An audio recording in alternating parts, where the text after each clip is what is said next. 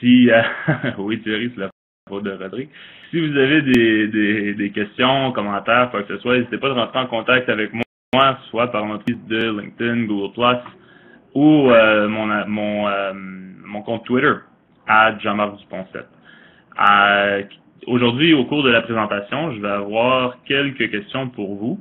Donc, sentez-vous libre de répondre soit dans l'interface de la présentation V3D, ou en m'envoyant tout simplement un tweet à Jean-Marc Dupont 7, et je vais prendre en considération les deux formats de réponse. Okay, donc, sans plus tarder, on peut commencer la présentation. Je crois que toutes les ressources sont placées sur le site de DR et aussi à l'intérieur de la conférence virtuelle V3D. Mais si jamais vous voulez fonctionner par l'entremise de Drive, ainsi de suite, ou un autre service, vous pouvez suivre le lien qui est à la première page de la présentation et ça vous donne la version intégrale de la présentation. J'ai bien aimé les conférenciers de ce matin, en remettant en question beaucoup le rôle de l'enseignant avec le changement d'air.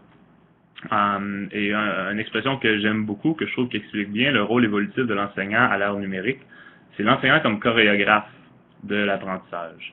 Donc, c'est pas pour dire qu'en lâchant prise, on redonne toutes nécessairement les fonctions à l'élève. L'enseignant a quand même un très grand rôle à jouer dans la pédagogie de ces élèves-là. Et donc, je trouve que le terme enseignant comme chorégraphe communique très, très bien cette idée-là. La présentation d'aujourd'hui, vraiment, c'est pour vous aider à éviter de simplement saupoudrer le beigne de bonbons. Puis, ce que j'entends par ça, ça provient d'une citation du nouveau livre de Marzano, où il cite Walser. Et il dit, tu sais, le virage à l'ère numérique, il ne suffit pas de simplement saupoudrer un beigne pédagogique du 20e siècle avec des technologies du 21e siècle. Il faut vraiment réinventer notre beigne, il faut reconsidérer comment on fait les choses en pédagogie avant même d'intégrer certaines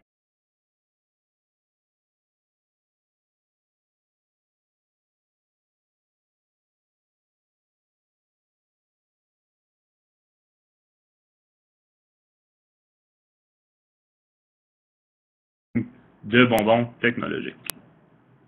Votre défi aujourd'hui, on va le réviser en fin de la présentation. Si je vous pose la question, qu'est-ce que ça pourrait bien être? Donc, est-ce que vous avez des hypothèses potentielles à savoir? Qu'est-ce que ça pourrait bien représenter l'objet qui est présent dans la diapo? Donc, je vous invite à mettre vos hypothèses soit directement dans V3D, dans la boîte de chat, ou encore m'envoyer vos impressions à mon compte Twitter à Jean-Marc Dupont 7 et je vais les prendre en considération aussi. Tout au long de la présentation, je vous invite à reconsidérer qu'est-ce que ça pourrait bien être, ce petit boîtier. Tablette Ikea très chic, j'aime ça. Parfait. Les réponses commencent à rentrer, puis on va les revisiter en fin de présentation. Première citation, je sais, il y en a qui ont déjà vu mes présentations, c'est une citation que j'aime beaucoup utiliser au début de la présentation. C'est un peu une mise en contexte. Moi, j'ai 2 jeunes enfants qui vont bientôt commencer l'école, comme plusieurs enseignants. Je me pose la question, est-ce que le système scolaire va pouvoir répondre à leurs besoins? Je pense qu'on doit forcément prendre en considération que l'élève qui débute la maternelle cet automne va graduer du secondaire dans la 3e décennie du 21e siècle. Est-ce que l'élève, à sa sortie du secondaire, va encore avoir l'air un peu de ce qu'on connaît, nous, comme système éducatif? Je ne connais pas grand-chose à l'égard du monde dans lequel cet élève-là va œuvrer. On sait qu'il va être présenté avec des défis et des opportunités au-delà de ce qu'on peut s'imaginer aujourd'hui. Ces problèmes et réalités exigeront de la créativité, de l'ingéniosité, de la responsabilité et de la compassion. Donc ça, c'est les compétences que nous, sur lesquelles on peut miser pour aider cet élève-là. Si cet élève-là de la maternelle s'épanouit ou ne fait que survivre dans nos écoles francophones, dépend presque entièrement des expériences qu'il va vivre à l'intérieur de ces écoles-là. Ces expériences sont influencées par les adultes, les collègues, et ultimement les environnements physiques qui entourent cet élève. Donc la présentation d'aujourd'hui va attaquer forcément un questionnement envers les espaces physiques, le personnel professionnel et les interactions entre ceux-ci et les élèves de nos écoles.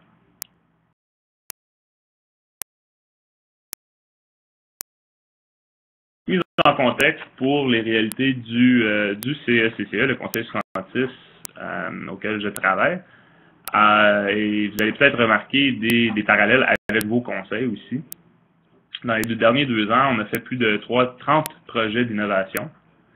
Ce qu'on visait vraiment, c'est de transformer l'expérience d'apprentissage de nos élèves par l'entremise de ces projets-là. Et les projets, ils misaient sur le développement des compétences du 21e siècle qui, il y a 2 ans, on se tenait au 4C, dont la pensée critique, la pensée créative, la communication et la collaboration. Évidemment, avec la nouvelle documentation de Michael Fullan, on cherche probablement à inclure la citoyenneté et le caractère pour compléter les 6. Le virage chez nous, au Conseil 66, il y avait vraiment 3 grands piliers. Il y avait un pilier administratif, fait que les processus administratifs devaient être révisés à la lumière de l'ère numérique. Il y avait aussi les structures technologiques et évidemment les pédagogies novatrices qu'on aimerait voir nos enseignants utiliser en salle de classe. Pour aider le pilier technologique, pour faciliter justement les pédagogies novatrices en salle de classe, on a cherché à migrer à GAF, donc Google Apps pour éducation. On a décidé de rendre le sans-fil accessible dans toutes nos écoles, et à l'interne pour les bidules du conseil, et à l'externe pour accommoder des modèles avant ou BYOD. Et pour ce faire, on devait élaborer une politique, donc l'ADM 20, et un plan de citoyenneté numérique pour équiper les écoles justement à œuvrer dans un monde où l'accès à l'information peut être un avantage, mais aussi une problématique dans certains cas.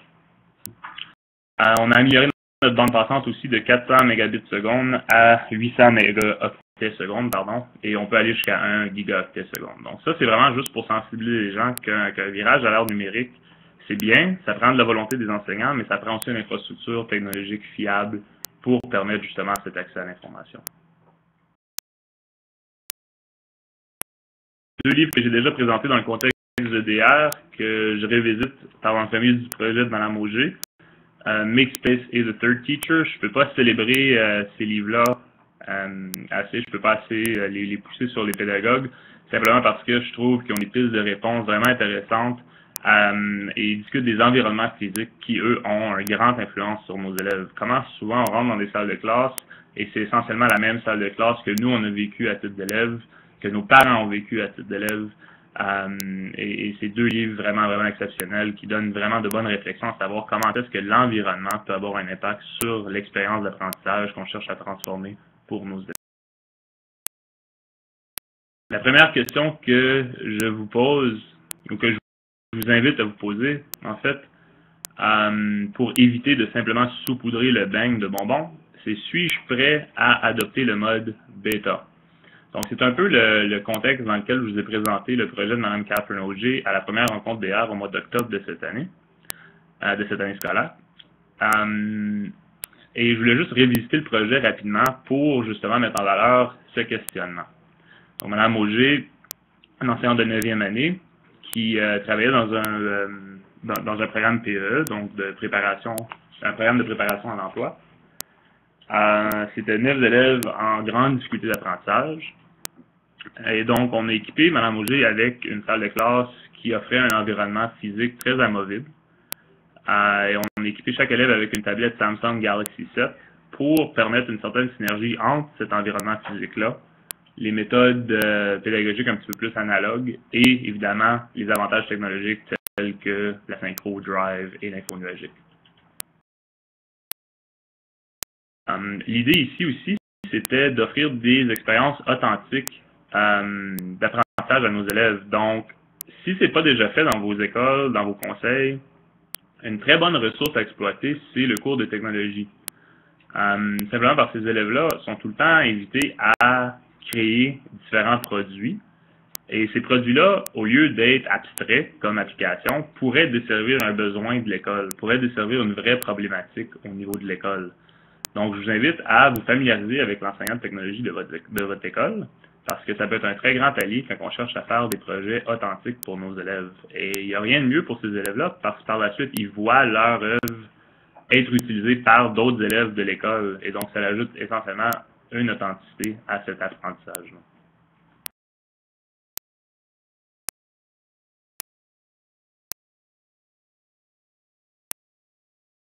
Pardon. Donc ici, j'avais une vidéo pour vous qui faisait preuve d'un autre exemple de deux enseignants en fait qui ont pris le saut vers le mode bêta. Malheureusement, on ne peut pas la jouer dans l'interface de présentation, mais si vous voulez, vous pouvez aller voir le lien de la présentation et la visualiser sur votre propre temps. Les enseignants en question, c'est M. Claude Nollet et Mme Joanne Cardin-Beal de l'école Pierre Savard. Les gens peuvent l'écouter. Oh, je me fais dire que la vidéo joue. Si les gens la parlent.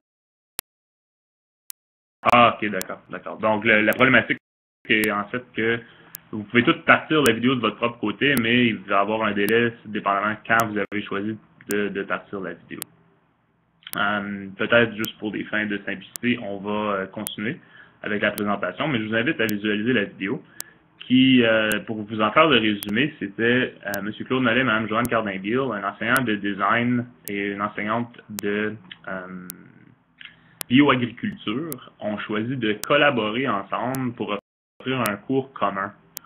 Et le défi dans le cours, c'était les élèves étaient invités à refaire les plates-bandes de l'école. Donc, c'est une école qui ont l'écologie comme mandat, comme conseil. Les élèves étaient invités à faire un design selon des critères comme l'autogestion, ainsi de suite, la durabilité et l'esthétique, évidemment. Et ils ont, en fin de compte, c'était censé être le meilleur design que les élèves allaient faire pour les plates-bandes de l'école. Mais finalement, il y avait des éléments positifs dans pas mal tous les designs AutoCAD des élèves et les enfants ont choisi avec un mélange de plusieurs designs. Encore, c'est un élément d'authenticité qui s'ajoute à l'apprentissage de nos élèves pour vraiment faire preuve de permanence d'apprentissage.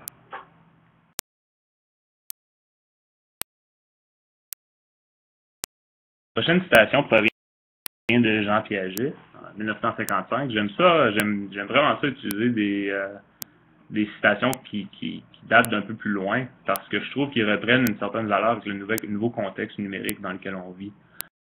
Jean Piaget qui nous dit que l'objectif principal de l'éducation, c'est pas nécessairement de créer des individus qui répètent les mêmes choses, mais en fait des individus qui peuvent faire de nouvelles choses, des gens qui sont créatifs, inventeurs et explorateurs. Et je trouve que ces citations-là reprennent une grande valeur avec le nouveau contexte technologique dans lequel. Et ça mène vraiment à la deuxième question qu'on doit se poser. Si on veut éviter de simplement saupoudrer le bain de bonbons, et c'est est-ce que le produit, pour moi, est le processus? Souvent, quand on regarde le processus de design, on pense seulement au produit final. Donc la photo ici, c'en est une de M. Philip Stark, un designer français très populaire. C'est lui qui a fait la chaise Louis XIV. C'est une chaise en plastique invisible que tout le monde voulait à un certain temps. C'était très populaire. Puis on oublie que dans le design, oui, le produit a une certaine valeur. Et c'est comme ça qu'on mesure peut-être la validité du designer. Mais c'est vraiment le processus qui a mené à ce produit-là qui a une vraie valeur. Et on doit d'autant plus valoriser ce processus-là chez nos élèves pour éviter que on ne fait que de l'apprentissage en superficie.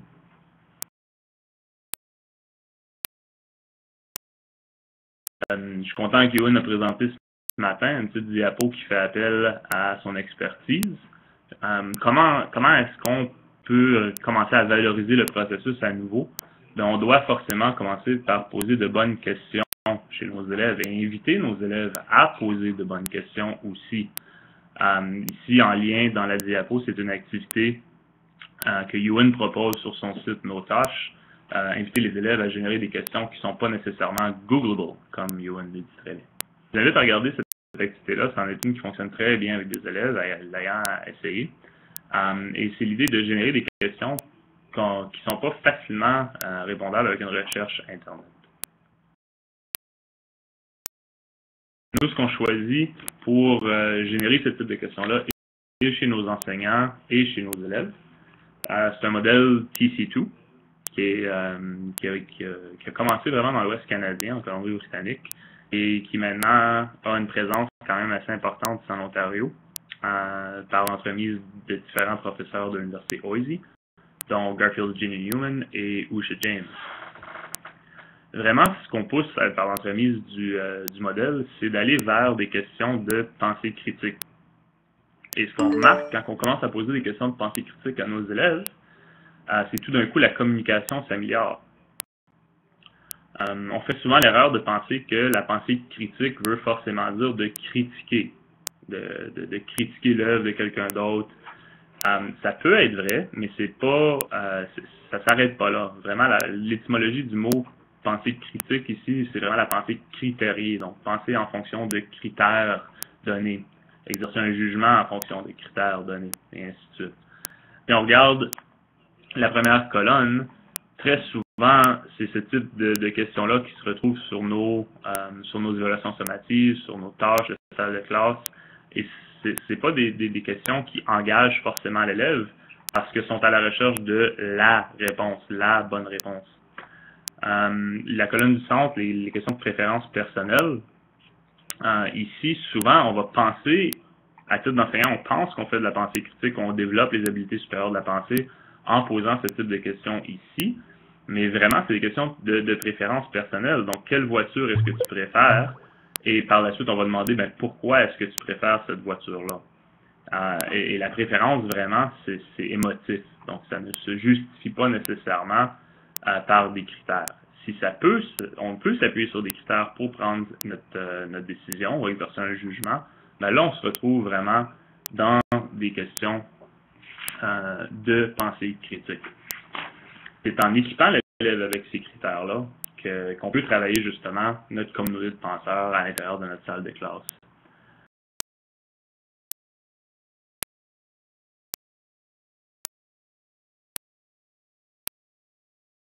Exemple, puis là, je vous invite à répondre encore une fois, soit dans le chatbox de V3D ou par l'entremise de Twitter @Jean-Marc Duponcet.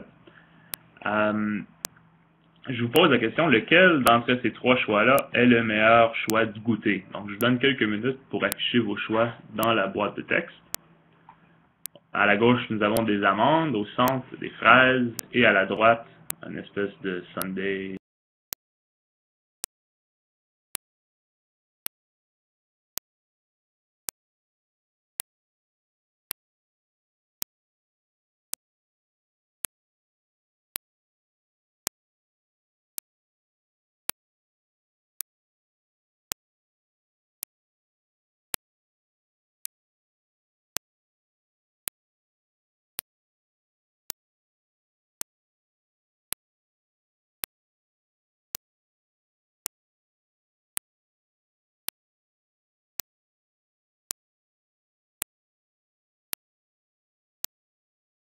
En ligne, nous avons le choix du banana split.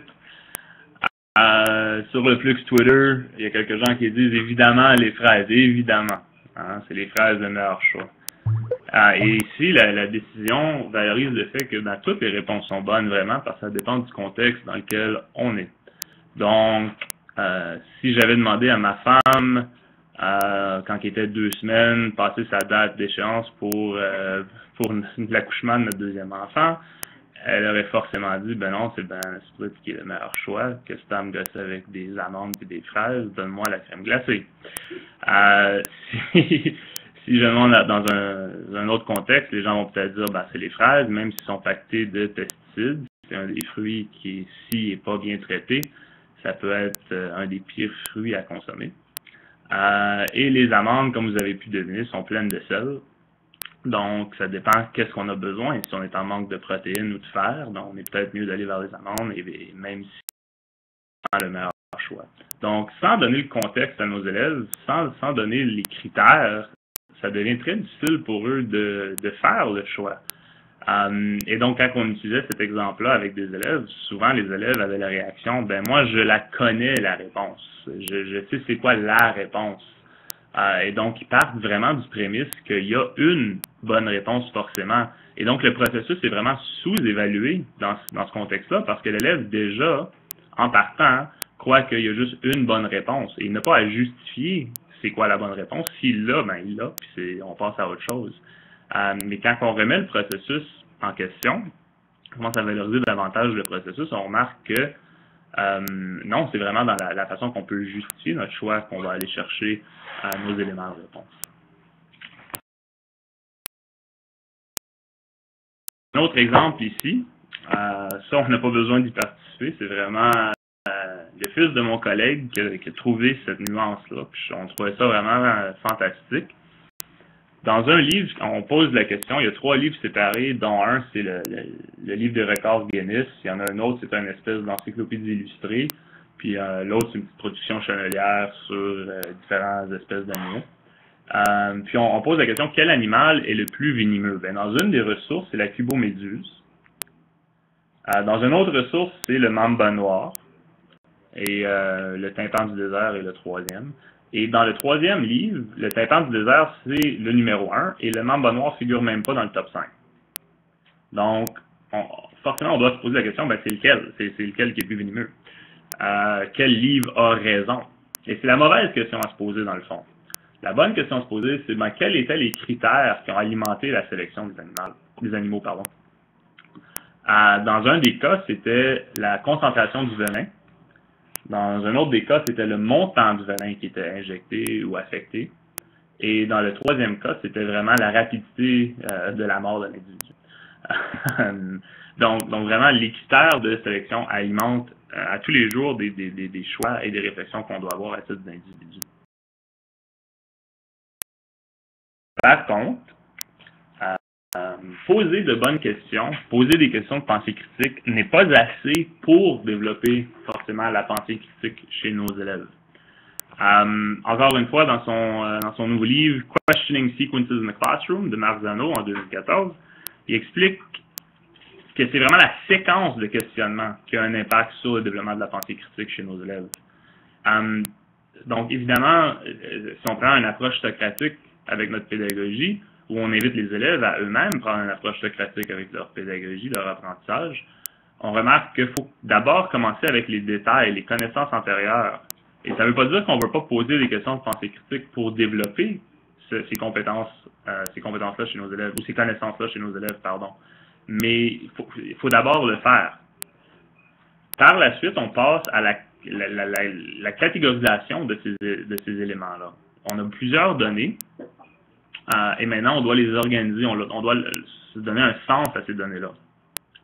Par la suite, on peut élaborer, c'est l'étape de prototyping dans le design, on peut élaborer des hypothèses, formuler un questionnement, chercher d'autres réponses aux questions qu'on se pose, pour ensuite arriver à des évidences concrètes pour finalement offrir une réponse fondée. Et c'est pour ça que quand on travaille la pensée critique avec une séquence logique chez nos élèves de questionnement, on remarque que tout d'un coup, la communication de nos élèves s'améliore. Parce qu'une fois arrivé à l'évidence, l'étape d'évidence, l'élève a déjà ses critères clairs, nets et précis à élaborer. Et donc, quand il écrit sa dissertation, quand il fait son affiche publicitaire, ainsi de suite, toute l'information est bien organisée. On se retrouve plus vraiment avec le problème de ben, je suis pas trop sûr c'est quoi la question, fait que je vais tout mettre l'information, puis espérons que monsieur, madame peut trouver des points là-dedans. Donc, la communication, naturellement, s'améliore en travaillant la pensée critique. L'exemple que je donne, malheureusement, on ne peut pas l'afficher dans la version en ligne, mais c'était un exemple où j'étais à un concert l'été dernier.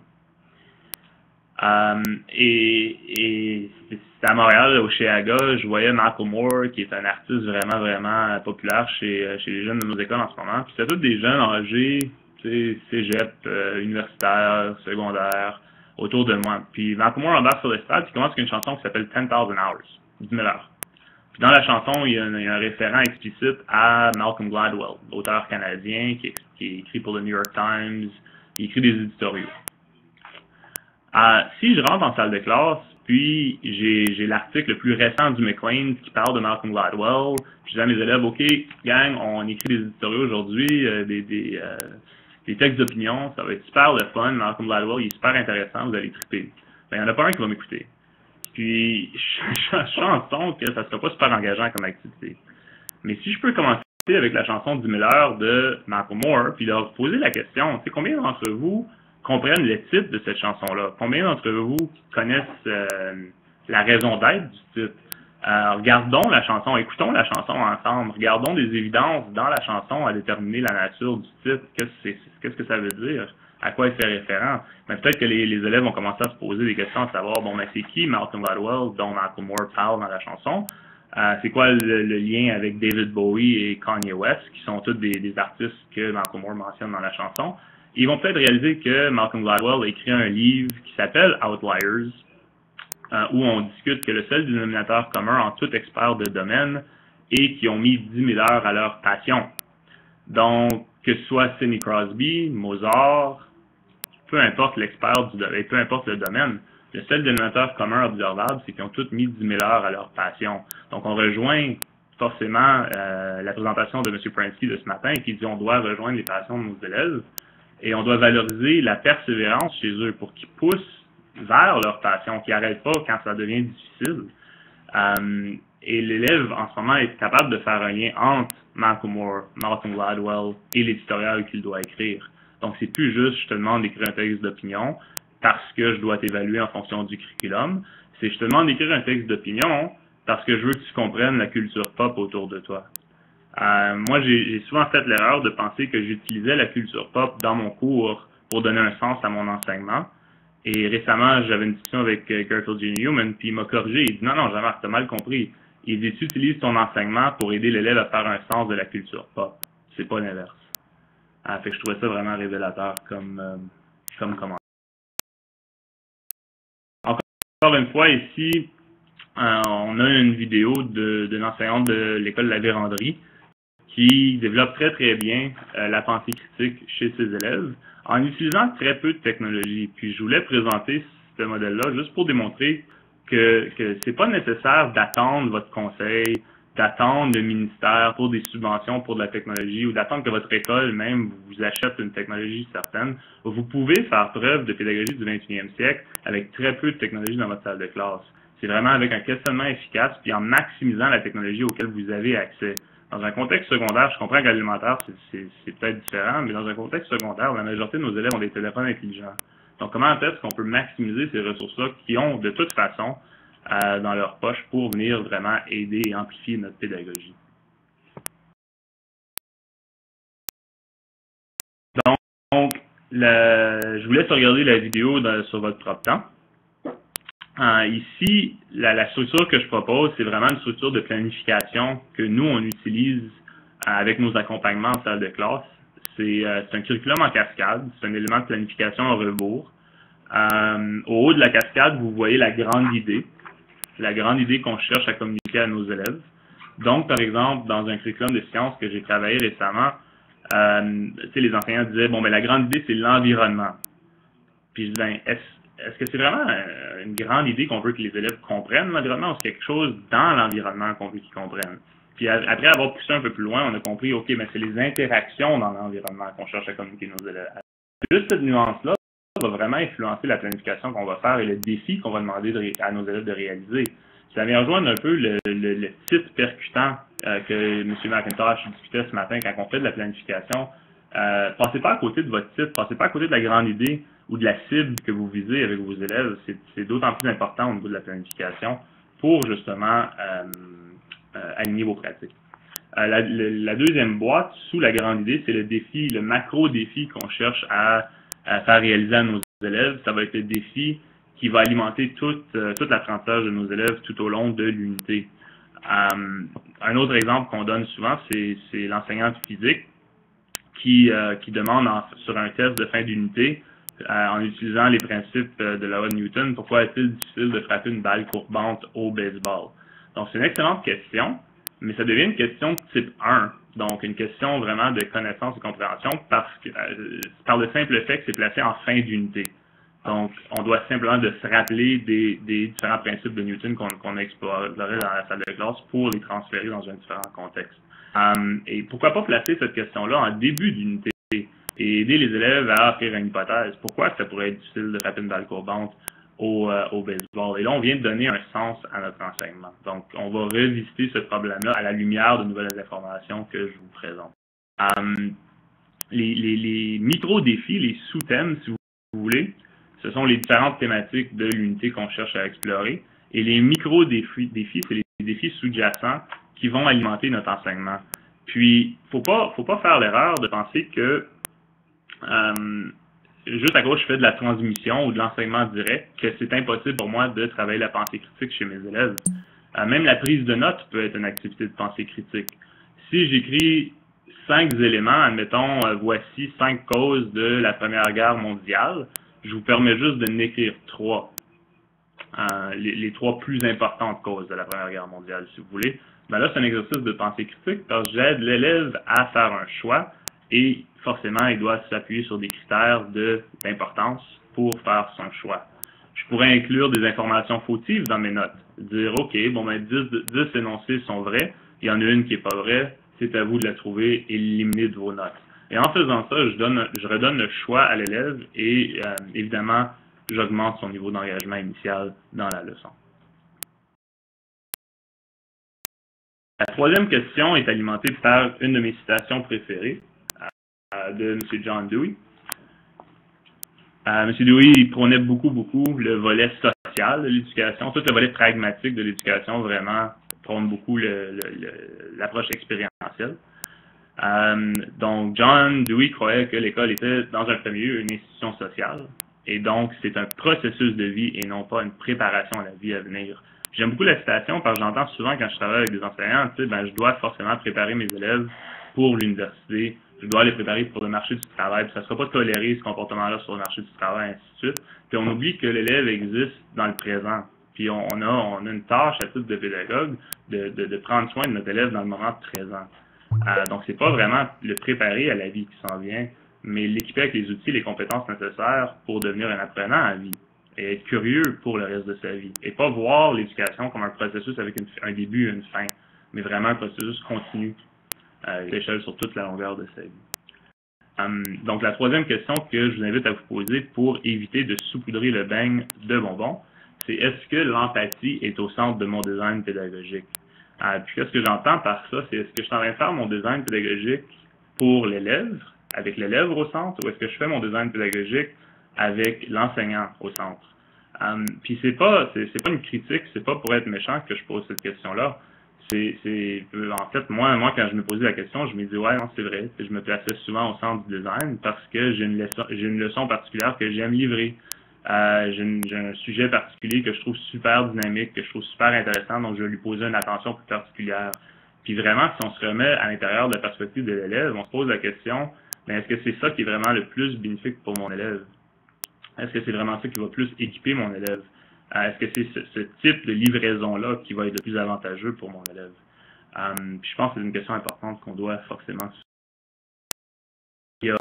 Avant que je passe à la prochaine diapo, désolé, il y avait un autre exemple que j'aurais aimé inclure, c'est dans le film La Reine des Neiges, que tout le monde avec des enfants a certainement vu 3, 4, 5, pour pas dire 20 fois, où à la rencontre du bonhomme de neige Olaf, Anna n'arrête pas de lui poser des questions. Et Olaf ne fait que répondre avec « oui, pourquoi ». Donc, est-ce que tu es le bonhomme de neige d'Elsa? Oui, pourquoi?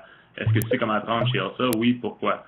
Et vraiment, ça fait preuve d'un manque d'empathie parce qu'il y a un manque d'écoute. Anna n'écoute pas le bonhomme de neige qui lui pose le pourquoi derrière la chose. Et souvent, nos élèves nous posent cette question-là. Pourquoi est-ce qu'on doit faire ça? Pourquoi est-ce qu'on doit remplir est-ce qu'on doit faire une dissertation? Est-ce qu'on doit apprendre les fractions ou quoi que ce soit? La seule réponse qu'on peut leur offrir souvent, c'est bon, c'est dans le curriculum. C'est important, là, vous allez en avoir besoin dans votre vie future. C'est pas assez comme réponse. On se doit, à titre de pédagogue, je pense, d'offrir une réponse qui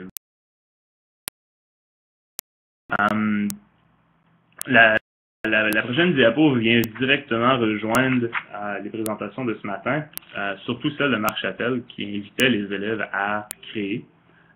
Donc, vous avez sans doute reconnu la taxonomie de Bloom, la pyramide de Bloom. Et moi, ce que je propose, c'est vraiment d'inverser la pyramide de Bloom. Je ne suis pas seul là-dedans, il y a plusieurs chercheurs qui proposent la même chose, dont Chris Davis. Mais on doit partir de l'idée que tous nos élèves devront créer, et le verbe ici est très important. Les élèves devront créer, non, c'est pas vont pouvoir créer, non, c'est ils devront créer, évaluer, analyser, et ensuite si on a les connaissances nécessaires pour arriver à cette création-là. Et si on part de cette prémisse-là, je pense qu'on peut créer des contextes beaucoup plus authentiques pour l'apprentissage de nos élèves. À la défense de Benjamin Bloom, sa taxonomie a été organisée non pas comme une hiérarchie pédagogique, mais une méthode de classification de questionnement. Je pense qu'on l'a banalisé un peu en essayant de développer un modèle pédagogique autour de la taxonomie de Bloom. Mais si on prend par exemple l'idée de création, souvent les élèves vont dire, bon, ben ça c'est des compétences de pensée supérieure, c'est réservé pour nos élèves de douance ou notre élite pédagogique. C'est faux. Finalement, on fait l'erreur de penser que puisqu'un élève ne veut pas lire ou écrire ou a la difficulté à lire et écrire, il ne veut pas penser.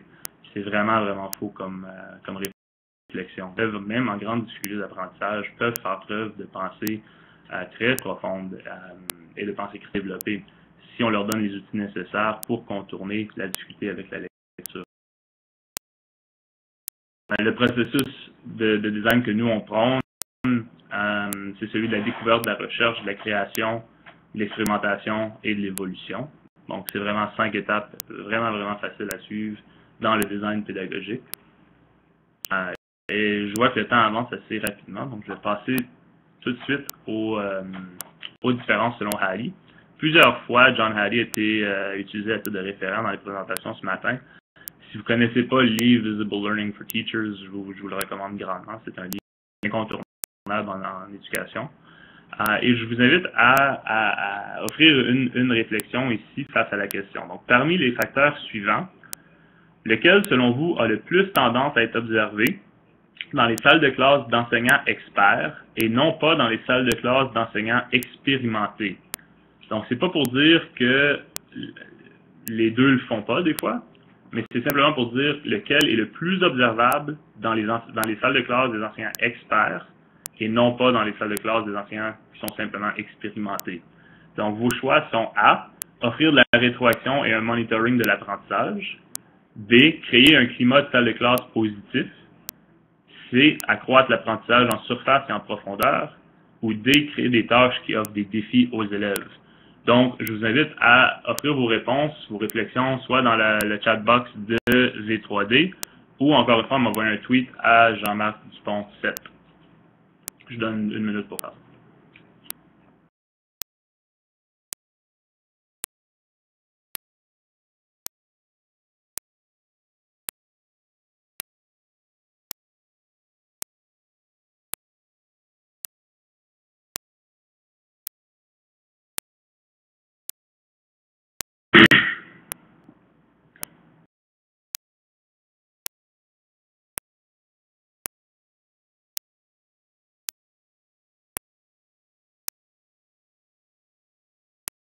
Fantastique. Donc, quelques réponses commencent à rentrer déjà. On voit qu'ici revient quand même très souvent. A aussi. Et c'est pas pour dire que un choix est meilleur que l'autre ou est plus important que l'autre. En fait, en fonction d'impact sur l'apprentissage, la rétroaction a un très grand impact sur l'apprentissage. Mais en regardant la prochaine diapo, vous allez voir que, en fait, les enseignants experts et expérimentés, les deux offrent pas mal la rétroaction aux élèves. C'est quelque chose que les deux font quand même assez bien. La nuance se trouve vraiment dans le C et D. La capacité d'aller en profondeur avec nos tâches et la capacité d'offrir des défis chez nos élèves. Donc, c'est vraiment ça qui différencie un enseignant dit expert, selon les critères de John Hattie, et un enseignant dit simplement expérimenté. Donc, ça fait longtemps qu'il enseigne. Et une fois qu'on commence à réfléchir aux données, on constate que oui, en fait, les défis peuvent offrir un niveau d'engagement beaucoup plus approfondi qu'une tâche de surface. Et donc, ça permet à l'élève d'avoir une permanence au niveau de son apprentissage et donc une plus grande efficacité au niveau de l'enseignement. Ici, on voit la relation aussi entre les tâches de superficie et les tâches de profondeur entre les enseignants experts et les enseignants expérimentés. Donc, c'est pas pour dire que la rétroaction n'est pas importante. ou que créer un climat de salle de classe positif est moins important, mais c'est simplement que les enseignants experts et les enseignants expérimentés font ça déjà quand même assez bien. Mais ce qui différencie l'un à l'autre, c'est vraiment la capacité d'offrir des tâches de profondeur et offrir des défis. On fait souvent l'erreur de penser que l'engagement, c'est un processus fini, c'est soit que l'élève et c'est du tout ou rien. L'élève est soit engagé, soit il ne l'est pas. Mais en fait, l'engagement, c'est vraiment hiérarchique. Et donc, on peut aller chercher plusieurs niveaux d'engagement. Et au lieu de viser simplement le time on task, le temps que l'élève passe à une tâche comme un niveau d'engagement, c'est vraiment juste un premier niveau d'engagement. On devrait peut-être plutôt viser l'effet transformatif de notre pédagogie sur l'élève, qui est un niveau beaucoup plus profond d'engagement chez nos élèves.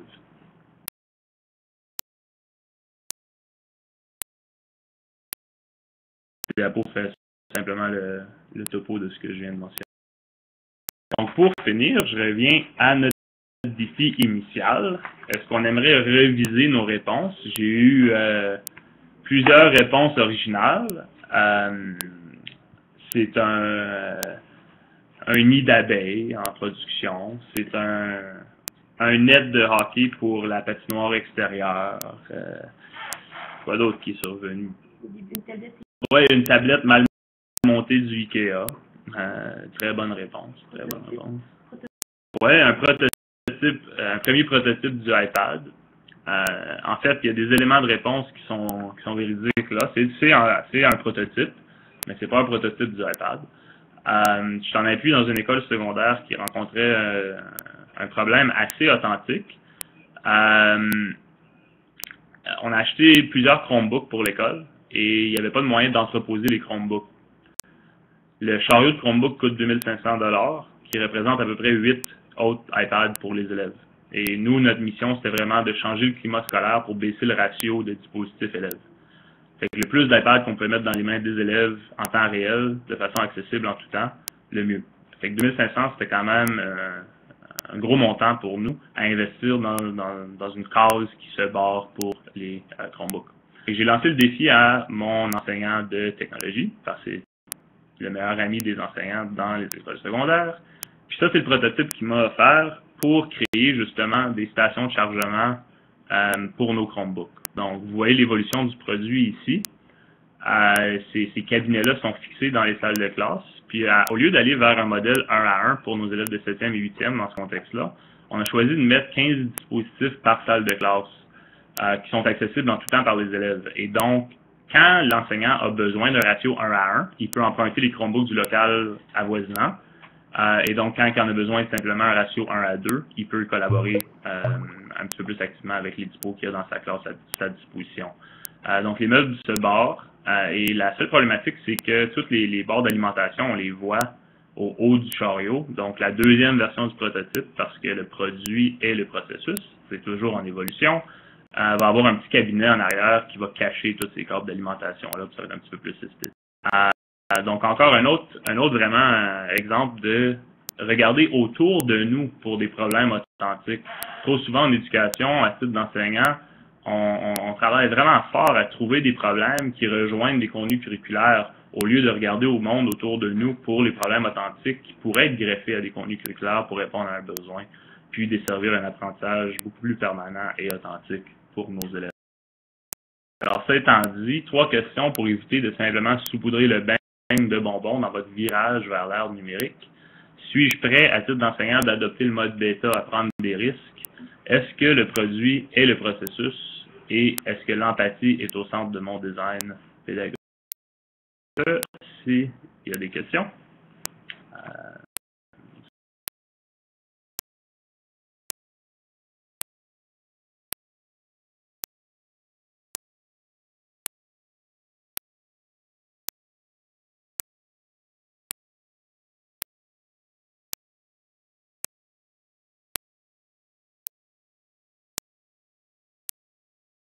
Ah oui, super bonne question. Puis malheureusement, je n'y ai pas passé beaucoup de temps. Merci pour la question.